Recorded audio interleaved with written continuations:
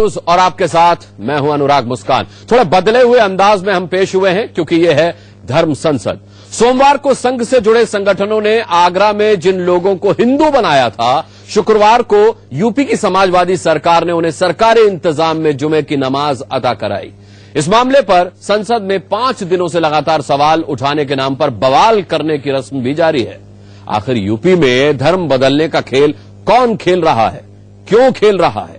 आज इसी सुलगते सवाल पर अगले 1 घंटे तक होगी सबसे बड़ी धर्म संसद। ये रिपोर्ट देखिए। लेकिन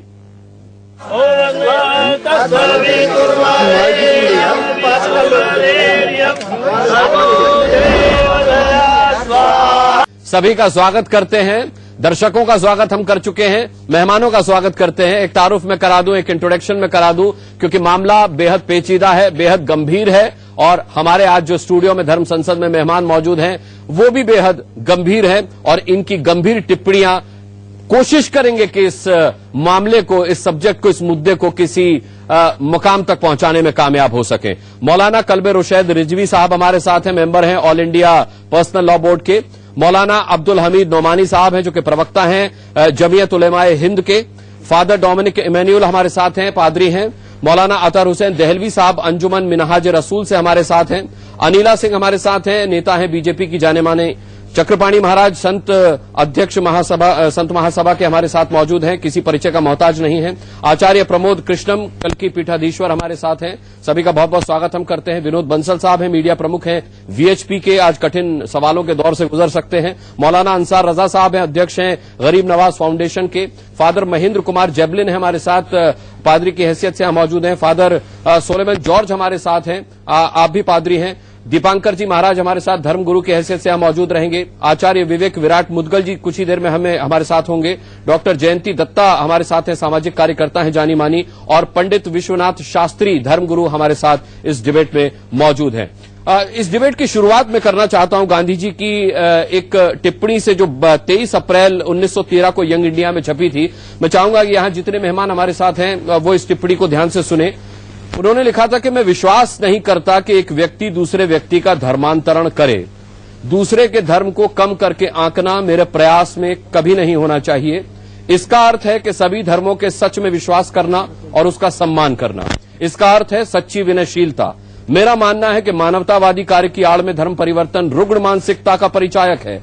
यही लोगों द्वारा इसका सबसे अधिक विरोध होता है। आखिर धर्म नितांत व्यक्तिगत मामला है, ये हृदय को छूता है। मैं अपना धर्म इस वजह से क्यों बदलूं कि ईसाई मत का प्रचार करने वाले उस डॉक्टर का धर्म ईसाई है जिसने मेरा इलाज किया, या डॉक्टर मुझसे ये उम्मीद क्यों रखे कि मैं उससे प्रभावित होकर अपना धर्म बदल लूं। अनिला सिंह जी, गांधी जी की इस टिप्पणी से सबक क्यों नहीं ले पाए हम?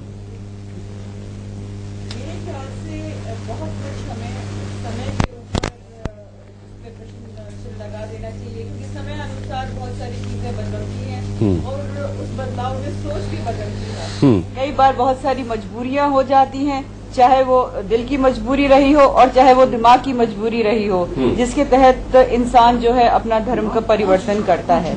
इतिहास इसका गवाह है।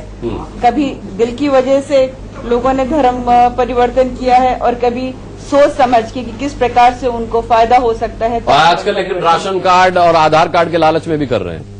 जी हाँ, अभी पीछे मैं एक चैनल पे थी और समाजवादी पार्टी के एक नेता थे और वो मुझसे कह रहे थे कि ये जो आपने रेट लिस्ट बताई और ये राशन कार्ड बताया, यही चीज उन्होंने बहुत ही व्यंग करते हुए मेरे ऊपर ये प्रश्न किया। तो मैंने कहा आपकी प्रदेश की जनता में इतनी त्राही त्राही मची हुई है कि चंद रुपए के पीछे या एक राशन कार्ड के पीछे अब वो अपना धर्म परिवर्तन कर रहे हैं। तो यहाँ कहीं ना कहीं उत्तर प्रदेश के मुख्यमंत्री को कटघरे में खड़ा करना चाहिए।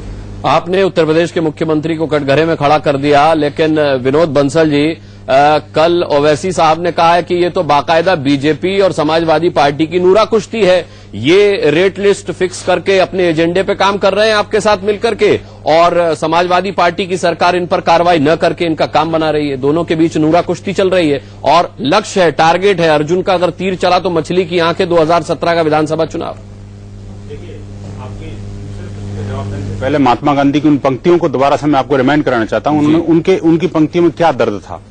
वास्तव में महात्मा गांधी ने जो कहा था कि जिस प्रकार क्रिश्चियन मिशनरियां कन्वर्जन कर रही हैं, उन्होंने साफ कहा इस बात को, वो धर्मांतरण के सख्त खिलाफ थे। महात्मा गांधी मरते मर गए, लेकिन किसी ने धर्मांतरण पर कानून नहीं बनाया धर्मांतरण को रोकने के लिए।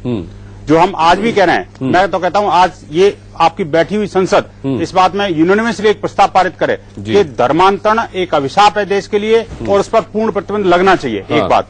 दूसरी बात ये, महात्मा गांधी ने ये भी कहा कि चाहे वो कितना ही, जैसे लोभ लालच की बात की महात्मा गांधी ने, कभी जो डॉक्टर मेरा इलाज कर रहा है और वो मान लो मैं उससे ठीक भी हो जाता हूं, उसके बावजूद मैं धर्म नहीं बदलूंगा। मतलब क्या था? साफ साफ था कि महात्मा गांधी को पता था कि लोभ लालच के आड़ में क्रिश्चियन मिशनरियां बड़े पैमाने पर धर्मांतरण कर रही है। और उससे पूर्व 500 साल तक जो मुगलों ने आक्रमण किया इस देश के ऊपर, इस धरती का आसमत लूटी और उसका धर्म लूटा और उसकी इज्जत लूटी, माता बहनों को लूटा, तो उन्होंने बड़े पैमाने पर धर्मांतरण किया। उसे धर्मांतरण पर शायद इस्तेमाल कर लिया, लेकिन उसे बहुत वृहत रूप में देखा जाना चाहिए। नहीं, इस्तेमाल नहीं किया, सभी के लिए था। फादर सोमन जॉर्ज, ईसाइयों पर लंबे समय से ये आरोप लगते रहे कि धर्मांतरण की शुरुआत की, लंबे पैमाने पर, बड़े पैमाने पर धर्मांतरण कराया। आजकल धर्मांतरण का जिस तरीके से मुद्दा छाया हुआ है, रेट लिस्ट फिक्स की गई है, ईसाई के लिए 2 लाख, मुसलमान के लिए 5 लाख, कैसे देख रहे हैं आप इसको? देखिए, मैं तो यही कहूंगा, भारत एक धर्मनिरपेक्ष राष्ट्र है और स्वेच्छा से किसी को भी किसी भी धर्म में जाने का अधिकार है। लेकिन अगर जबरन लोभ से या किसी प्रभाव से अगर धर्म परिवर्तन होता है तो उस पर बंसल साहब कह रहे हैं कि व्यवस्था होनी चाहिए। लेकिन यहाँ पर बड़े बड़े महानुभाव बैठे हैं। मैं जानता हूं कि ये सब किसी न किसी धर्म से जुड़े हैं। क्यों नहीं हम सांप्रदायिक शांति के लिए विभाजनकारी मुद्दे से हटकर कोई ऐसा मुद्दा लें जिसमें कि धर्म तोड़ने का नहीं बल्कि जोड़ने का काम करें? क्या हम एक नई संस्कृति शुरुआत करने की पहल कर सकते हैं जहां पर एक संस्कृति दूसरी संस्कृति से मिले, हम धर्म जातीय और धर्म राज्य और धर्म अंतर्राष्ट्रीय स्तर पर हम जुड़े एक दूसरे से, जो भारत की संस्कृति रही है। भारत की मिट्टी ने सबको स्वीकार किया है और सदियों से भारत एक रहा है। और हम एक ऐसी नई पहल करें जिससे हम एक दूसरे को अपनाएं, एक दूसरे के कल्चर में जाएं, इंटर कल्चरल एक्सपीरियंस ले, तो मेरे ख्याल से एक नई शुरुआत हो सकती है और भारत एक सशक्त और समर्थ और मजबूत राष्ट्र बन सकता है। बड़ी अच्छी बात आपने कही मौलाना कल्बे रुशैद रिजवी साहब। सबकी मंशा अगर एक ही है तो फिर ये करा कौन रहा है? क्या ये राजनीतिक पार्टियां इसके पीछे हैं या बाकायदा सामाजिक संगठन भी इसमें लगे हुए हैं और केवल राजनीतिक स्वार्थ सिद्धि ही इसका मकसद है? अनुराग, देखिए, बहुत सबसे पहले तो फादर ने बहुत अच्छी और प्यारी बात कही है, इस बात का स्वागत होना चाहिए।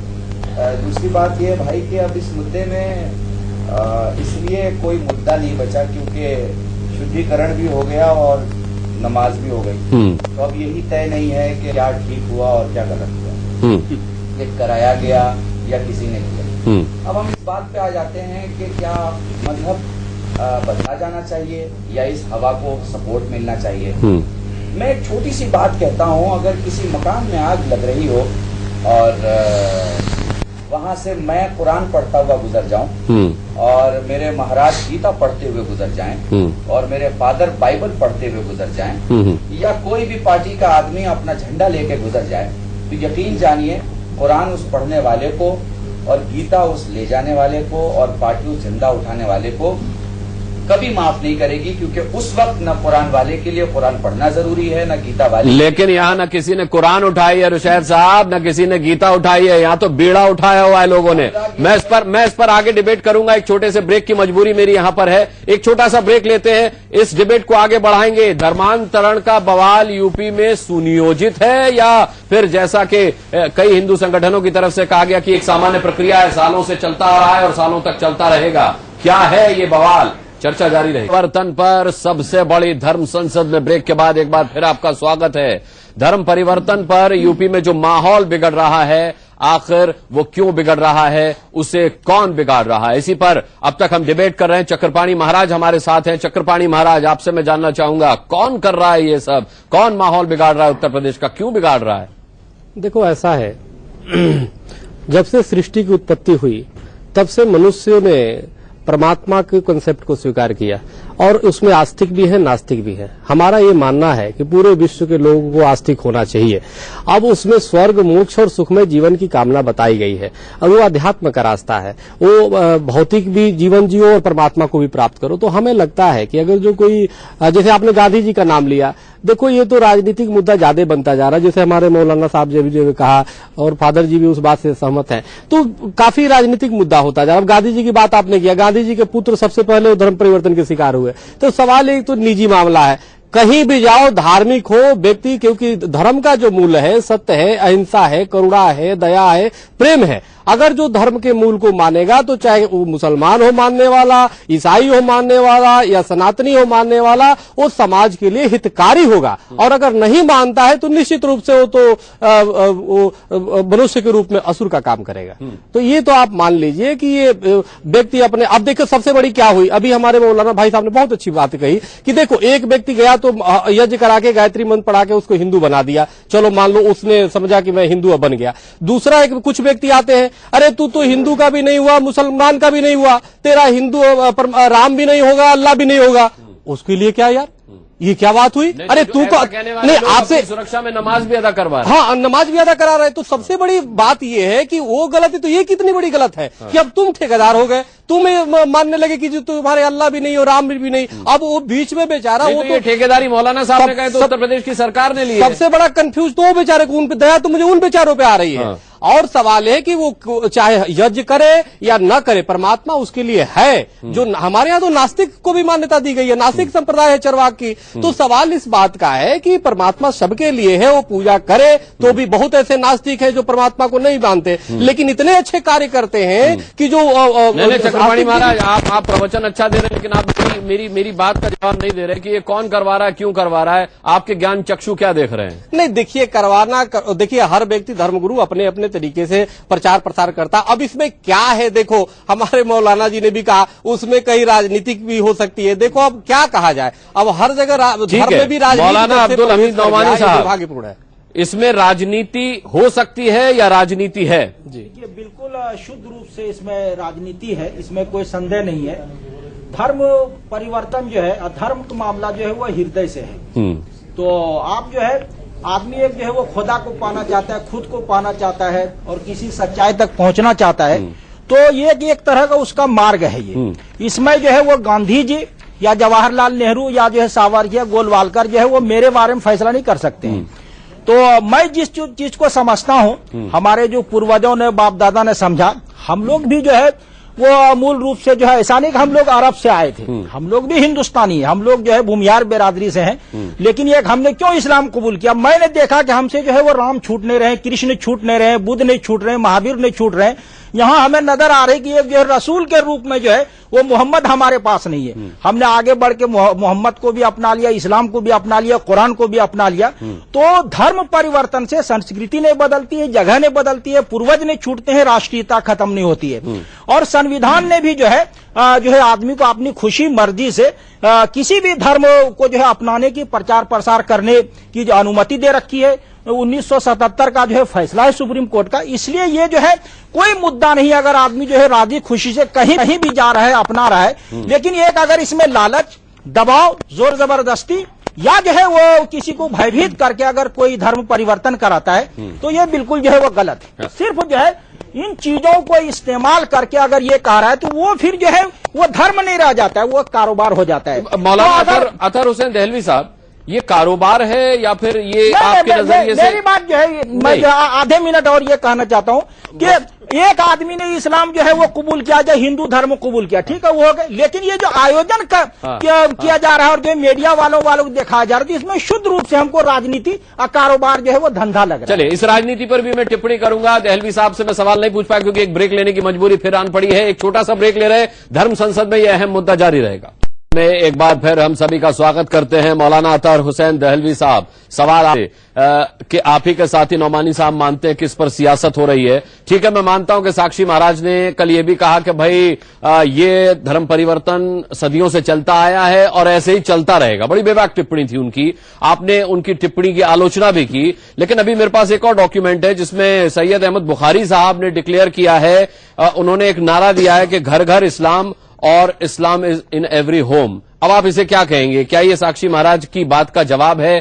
क्या जो साक्षी महाराज कह रहे कि भाई ये तो होता आया है, होता रहेगा, तो अब मुस्लिम धर्मगुरु भी इसको अपनी मुहिम बनाएंगे कि घर घर इस्लाम? देखिए अनुराग, आपने बहुत अच्छी पैनल आप यहाँ लेके संसद लेके बैठे हैं। हमको राजनीति से ऊपर उठ के बात करनी चाहिए। इस्लाम का जो मौलिक सिद्धांत है वो ला इकराहा फिद्दीन, दीन में कोई जबरदस्ती नहीं की जाएगी। ये एक मामला सीधा 2017 का है कि भाई 2017 में यूपी में चुनाव होने जा रहे हैं। झारखंड में चूंकि चुनाव चल रहे हैं इसलिए हमको देखना, नफा नुकसान को समझना पड़ेगा। इसे असल चीज क्या है, ये उन कमजोर तबकों के साथ हम जो हम इस तजर्बे करते हैं। मुझे मुकम्मल आप पूरा बोलेंगे। हाँ। मैं आपको पूरा मौका दूंगा। बस मैं यहाँ पर ये कहना चाहता हूँ कि मैं सवाल जो कर रहा हूँ उसके जवाब नहीं आ रहे। मैंने आपसे बुखारी साहब पर रिएक्शन मांगा। बुखारी साहब पे आपने कहा हमें राजनीति से, मैंने आपको बुखारी साहब का जवाब कुरान से बढ़ के क्या जवाब होगा? नीचे से आग सुलग रही है ना। कुरान ने वजाहत के साथ कहा ला इकराहा फिद्दीन, दीन में कोई जबरदस्ती नहीं की जा सकती। क्या आप बुखार में सुन तो लीजिए, आ तो रहा हूँ, क्या आप बुखारी साहब कहें या मौलाना आथर हुसैन दहलवी कहें या कल नहीं, ऐसे लोगों को तो आपके 2004 की फिर मैं चर्चा करूंगा, मामला कहीं चला जाता है। हाँ। हमारा कहना सुन लीजिए ना, मुझको सुन लीजिए। मेरा कहना यह है कि ऐसे लोग जो भी बयान दें कि उनकी व्यक्तिगत राय है। अब कल अगर किसी ने गोडसे को आपने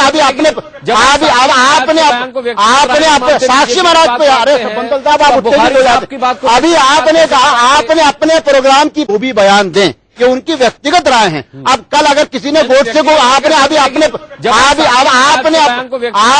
साक्षी महाराज पे, अरे बंदल साहब आप अभी आपने कहा आपने अपने प्रोग्राम की इब्तिदा गांधी जी से की, उन्हीं गांधी जी को कल गाली पड़ गई, उन्हीं को उनके कातिल को गोडसे को कह दिया। हमारा कहना बुखारी साहब की टिप्पणी को आप पूरे मुस्लिम समुदाय की टिप्पणी नहीं मान सकते। इस्लाम का वजाहत के साथ उसूल है, कोई परिवर्तन नहीं होता, कोई परिवर्तन नहीं हुआ, कहीं पे कोई धर्म परिवर्तन नहीं हो रहा है, कोई नहीं हो। उनकी बात कौन मान रहा है? अरे कुरान से बढ़कर कौन होगा? बुखारी साहब कुरान से बढ़कर है क्या? उनसे बिल्कुल नहीं, उनको समझा दिया गया है, उनको समझा दिया गया है। ये बात आपको साक्षी महाराज को, योगी नाथ को, जिन्होंने महात्मा गांधी को के गोडसे को कहा है, अरे शर्म के लिए शर्म से अपने चेहरे को गंगा में जाकर धोना चाहिए था। गांधी के नाम पे पूरी दुनिया में सालों से बीजेपी वाले घोड़ा को चेहरे सबके सामने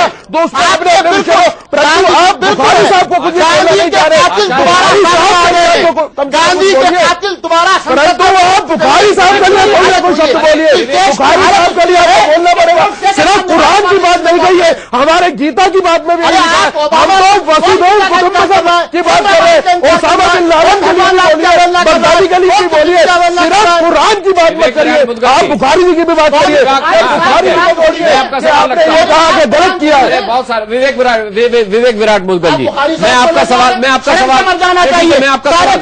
पार्लियामेंट में पहुंच चुके हैं। ठीक है, बात सुनिए। आपने बहुत अच्छी बात कही। आपने देलवी साहब हम शर्मिंदा है, ठीक है, देलवी साहब बड़ी अच्छी बात आपने कही। मैं आपके साथ गांधी ने देश का बंटवारा किया था, उसी गांधी जी ने देश का बंटवारा किया था, देश बना दिया। देखिए उन्होंने मुस्लिम धर्म को गिराने के लिए आप लोगों का साथ दिया, हमारा साथ दिया। बिल्कुल, आज आप करवा लीजिए। कुरान की बात मत कीजिए, बुखारी जी का मैं ला रहा हूँ वही सवाल ला रहा हूँ, बीच में आके खड़ा हो जाता हूँ, खड़ा हो जाता हूँ। अरे शांत हो जाए, कुरान की बात करेंगे तो ठीक है, आप बुखारी जी का अच्छा ठीक है, रुकिए। देलवी साहब, अच्छा रुक जाओ भाई। देलवी साहब, बड़ी अच्छी बात आपने कही कि नाथूराम गोडसे को देशभक्त बताकर साक्षी महाराज ने बहुत बड़ा गुनाह अजीम किया। सवाल यह कि उन्होंने उस पर माफी मांगी, क्या बुखारी साहब माफी मांगी? बुखारी साहब ने अगर ऐसा कहा है, मैं फिर कह रहा हूँ, कुरान की रूह के खिलाफ उन्होंने बात कही है।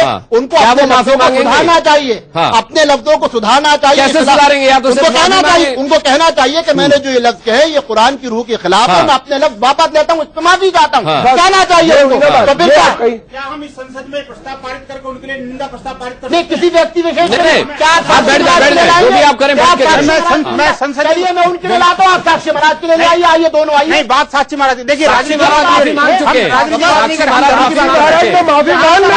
बात ये नहीं है। दीपांकर जी महाराज व्यक्ति कैसे नहीं? देखिए समय राजनीति गेस्ट बहुत सारे, मैं चाहता हूँ सभी अपना विचार रखें। मैं दीपांकर जी महाराज के पास जाऊँ, उससे पहले प्रमोद कृष्णन जी, प्रमोद कृष्णन जी भाई वो आप बड़ा अफसोस हो रहा है, प्रमोद कृष्णन जी को बेहद अफसोस हो रहा है, वो गर्दन नीचे, वो सिर नीचे झुका करके अफसोस कर रहे हैं। सुनिए सुनिए, नोमानी साहब रुक जाइए, नोमानी साहब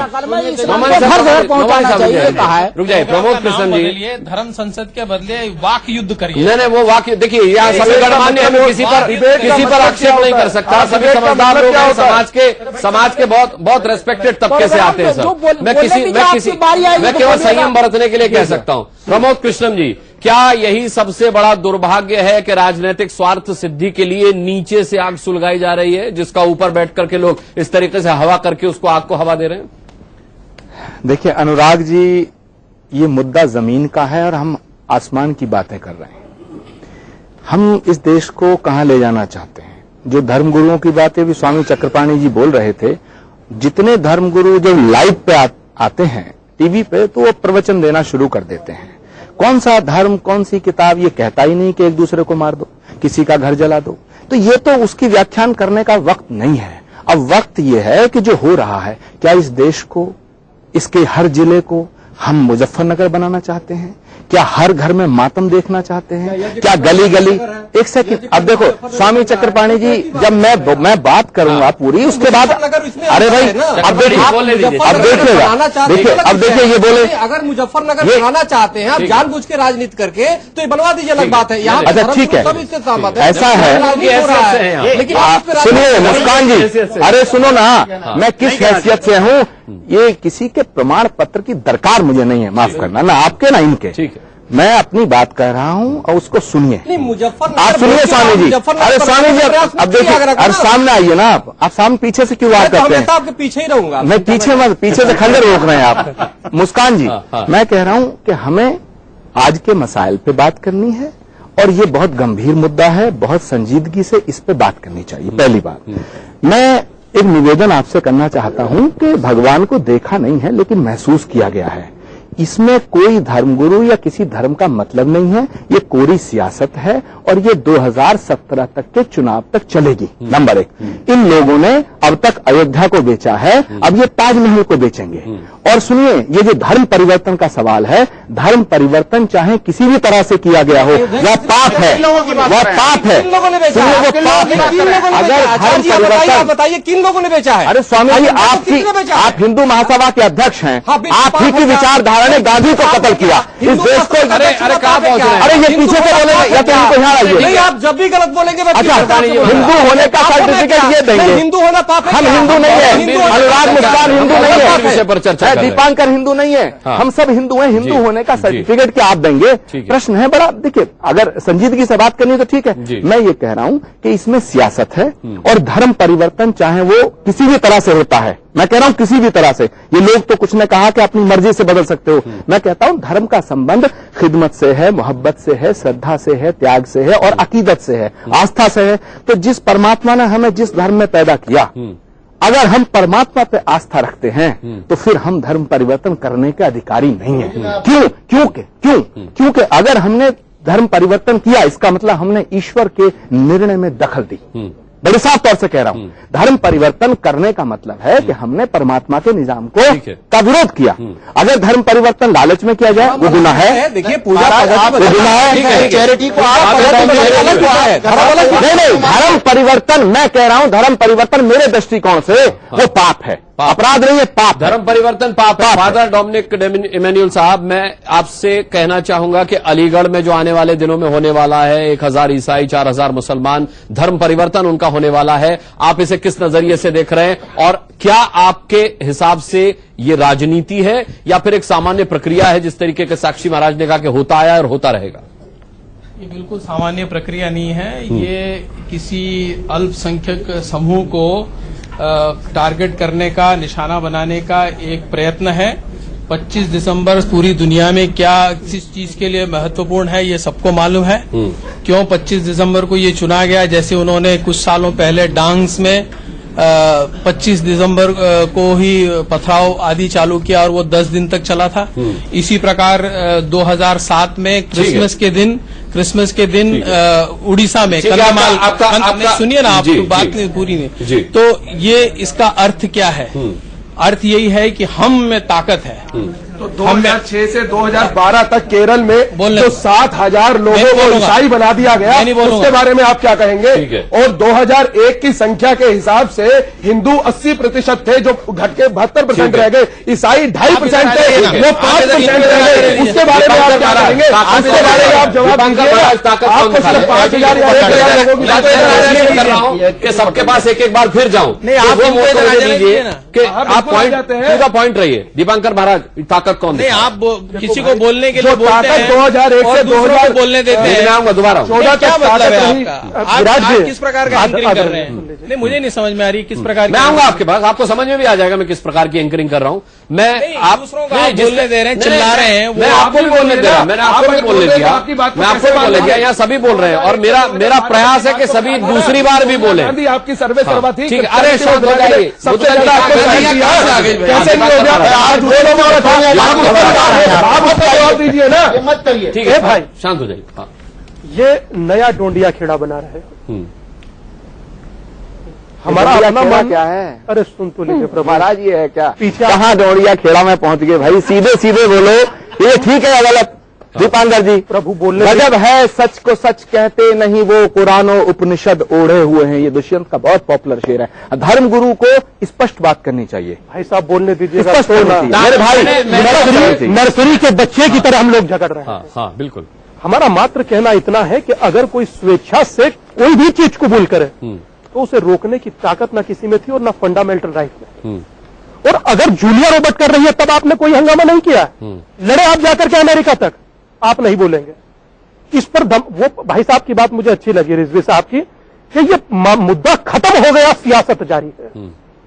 समझ रहे हैं? ये कोई नहीं कह रहा यहाँ पर ये सियासत कर कौन रहा है, बताइए ना। अरे भाई साहब, जिसको लाभ होगा, ये चक्रपाणी जैसे लोग कर रहे हैं, ये चक्रपाणी जैसे लोग कर रहे हैं। सुनिए, इन्होंने अयोध्या बेची अब तक, अब ये ताजमहल बेचेंगे, ये बेच रहे हैं। गांधी की हत्या की, ये इस देश को गॉडसे का देश बनाना चाहते हैं, ये इस देश को गॉडसे का देश बनाना चाहते हैं। मैं ब्रेक ले लूंगा। चक्रपाणी, अरे ये देश गॉडसे का नहीं हो सकता है। राजनीति से धर्म में इसीलिए बुलाया गया है लोगों को, राजनीति से धर्म में स्थानांतरण इसीलिए किया गया है ताकि मुजफ्फरनगर दंगे करवाए। पंकज जी, महाराज टिप्पणी नहीं हो पाई और ब्रेक का वक्त हो गया। चलिए एक छोटा सा ब्रेक लिए लेते हैं, छोटे से ब्रेक के बाद वापस आते हैं इस चर्चा में। एक बार फिर आपका स्वागत है। डॉक्टर जयंती दत्ता, बात कानून बनाने की हो रही है। आप सामाजिक कार्यकर्ता हैं, समाज के बीच रहती हैं। कानून में कुछ है नहीं, जिस तरीके से गुजरात में, छत्तीसगढ़ में, मध्य प्रदेश में बिल पेश किए गए इस पर कानून बनाने के लिए राष्ट्रपति के पास जो लंबित हैं, उनमें यही कहा गया है कि अंततः अगर कोई अपनी मर्जी से धर्म परिवर्तन करना चाहेगा तो उस पर यह कानून लागू नहीं होगा। फिर कानून नहीं, जिस तरीके से गुजरात में, छत्तीसगढ़ में, मध्य प्रदेश में बिल पेश किए गए इस पर कानून बनाने के लिए राष्ट्रपति के पास जो लंबित हैं, उनमें यही कहा गया है कि अंततः अगर कोई अपनी मर्जी से धर्म परिवर्तन करना चाहेगा तो उस पर यह कानून लागू नहीं होगा। फिर कानून पर इतनी बहसबाजी क्यों? देखिए, मैं समझती हूँ कि इससे कोई नहीं नकारेगा कि हम जितने लोग यहाँ पे बैठे हैं सब इंसान हैं। इंसानियत की कोई मजहब नहीं होती। और ये कहना कि किसी इंसान को आपने प्रलोभन दे के उसका धर्म जो है उसको चेंज करवा दिया, मैं समझती हूँ ये सरासर एक्सप्लॉयटेशन है। क्योंकि जब आप बीमार होते हैं तब आपको चाहिए होता है एक सही डॉक्टर। आप किस डॉक्टर के पास जा रहे हो वो उसकी काबिलियत के ऊपर है। धर्म से जुड़ना या ना जुड़ना और किस मजहब को मैं अपना लेती हूँ वो मेरा एक अपना फंडामेंटल राइट है। उसको अगर आप एक्सप्लॉइट करते हो, बदलाते हो, उसको आप पॉलिटिसाइज करते हो, पैसे का प्रलोभन देते हो, मैं समझती हूँ ये सरासर अन्याय है। इसको बंद करना चाहिए।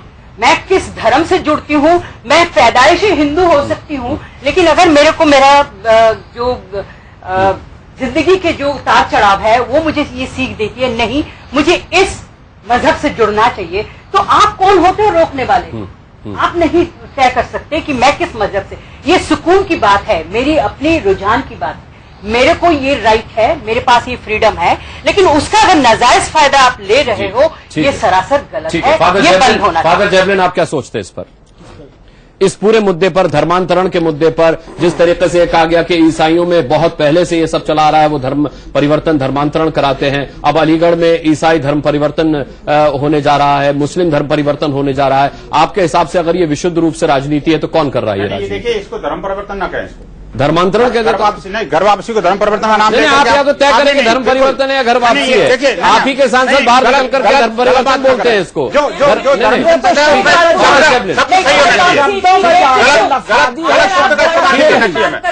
घर वापसी धर्मांतरण दोनों में बड़ा अंतर है। अरे घर है कहाँ दो घर होते तो बाहर क्यों निकलते लोग? घर नहीं, अरे वो 1 घंटे से बड़े धैर्य के साथ सबको सुन, घर है ही नहीं, इसीलिए तो लोग बाहर चले गए। घर होता तो लोग बाहर निकलते। को बदनाम करते हैं, ये लोभ देके लालच देके क्रिश्चियन बनाते हैं, जबकि लोग खुद अपने आप आके एक्सेप्ट करते हैं क्रिश्चियनिटी को। कोई बनाता नहीं है, न ये कोई फैक्ट्री है कि कोई मैन्युफैक्चरिंग कर रहा है क्रिश्चियन का।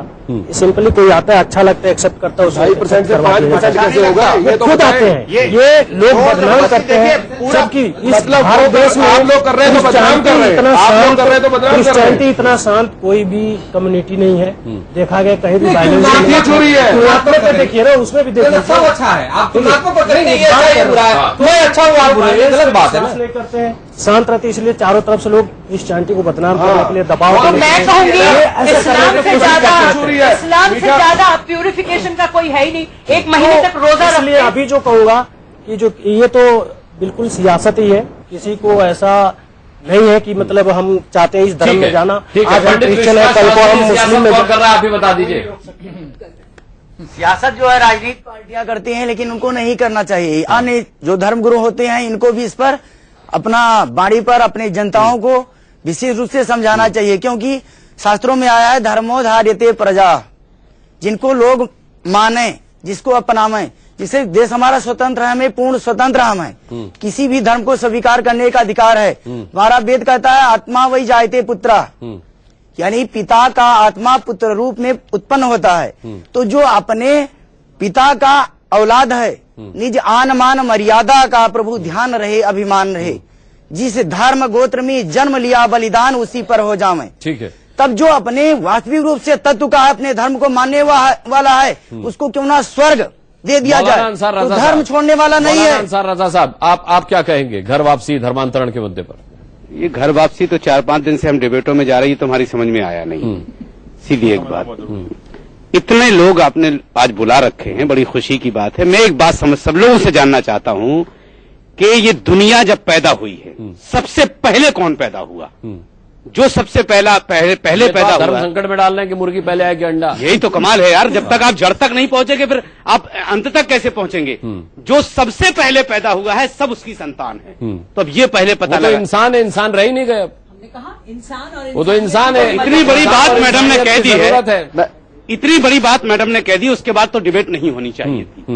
अगर आपको खत्म करने का वक्त भी आ गया जी, अगर आगरा में जबरदस्ती नहीं हुई होती तो बवाल नहीं होता। जबरदस्ती तो हुई नहीं। अनुराग साहब कह रहे जबरदस्ती नहीं हुई, इतनी देर से हो रहा है, जबरदस्ती हो रहा था, पहले क्यों नहीं बोलकर कहे? अगर नहीं खाना नहीं था क्या? कोई मुद्दा नहीं था। देखिए जमाने से हो रहा है, जबरदस्ती तो खुशी जबरदस्ती तो आज हुई। देखिए आगरा में जबरदस्ती एनके सिंह साहब, जबरदस्ती आगरा में आज हुई। सुनिए, बड़े धैर्य के साथ एनके सिंह साहब को सुनिएगा, क्योंकि एक अल्फाज भी उन्होंने नहीं बोला, सबको बड़े धैर्य के साथ उन्होंने सुना है। एनके सिंह साहब, क्या नतीजा निकाला आपने इस धर्म संसद का इन सब महानुभावों को सुनने के बाद? ये 2000 साल से चल रहा है, जिसका नतीजा निकलता नहीं है। वजह उसकी बड़ी साफ है, पुराने पाक में कहा गया है ला इकराहा फिद्दीन, जो अभी उन्होंने कहा धर्म पे कोई दबाव नहीं है, लेकिन उसके बाद भी इस्लाम ने तलवार के बल पर काफी स्प्रेड किया। नहीं, बिल्कुल नहीं। 1 मिनट, बिल्कुल नहीं, खत्म हो मैं इस चीज को नहीं कर लीजिए, आप मत बोलिए। उसके बाद इस्लाम 500 साल पर नहीं फैला गया। इस्लाम का कोई ठेकेदार थोड़ी है। पाकिस्तान के बनवाया आप नहीं मानेंगे तो मैं इसके आगे आ रहा हूँ भाई, इसके आगे आ रहा हूँ। आगे सुनिए, आगे भी सुनिए। आपने देखा क्रिश्चियनिटी लव एंड पीस की बात करती है, देखा कि किस तरह प्रेस्बिटेरियन, कैथोलिक, रोमन 200 साल तक जिस तरह कत्लेआम हुआ है, ये क्रिश्चियनिटी का रूप है।